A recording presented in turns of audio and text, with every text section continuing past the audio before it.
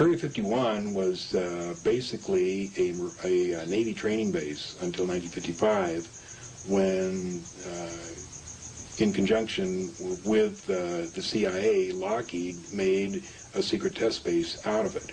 And the reason was to test the U-2.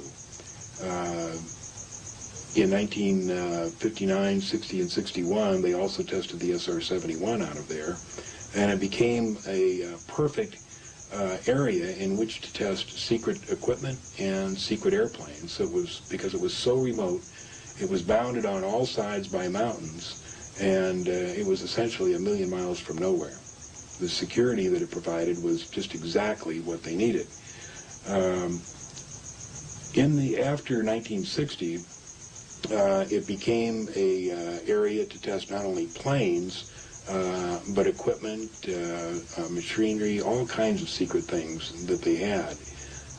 In 1972, there is, according to my research, a complete blackout of detailed information, records, what have you, for a period of 18 months. Nobody knows what happens between the summer of '82 and I think it was summer of '72 and January of '74. There's absolutely no records. They talk to security guards. They don't know what happened there. I don't know what happened there.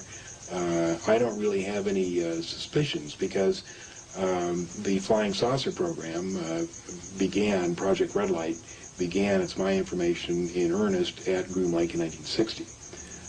They did attempt to fly one or two of the craft. There was a major accident, and the testing operations shut down for a number of years.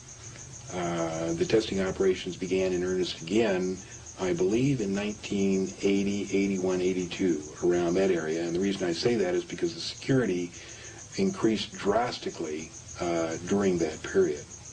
And I believe that just south of Groom Lake, which is in the northeast corner of the Nevada test site, is a place called Papoose Lake. It's a dry lake.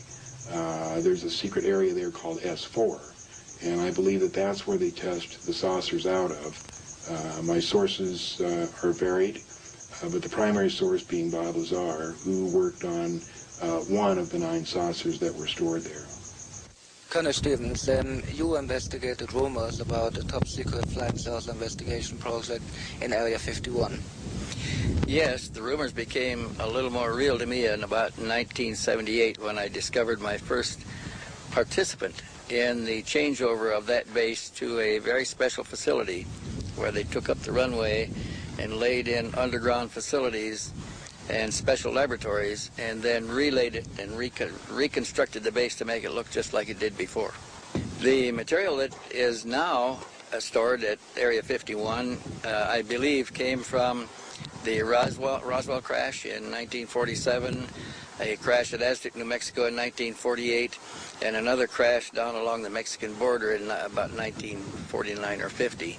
The residue was first taken to Los Alamos and to other areas in New Mexico under the control of the Atomic Energy Commission, also super secret facilities.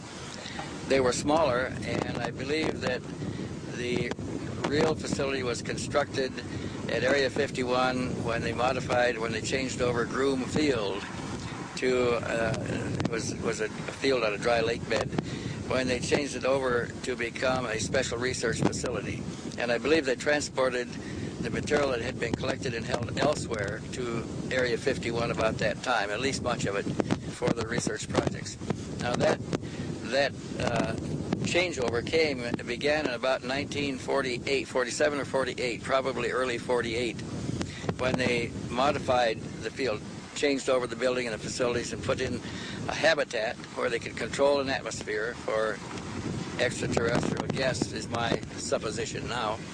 And they also put in laboratories for research. And it's been expanded, been worked and expanded almost since that time.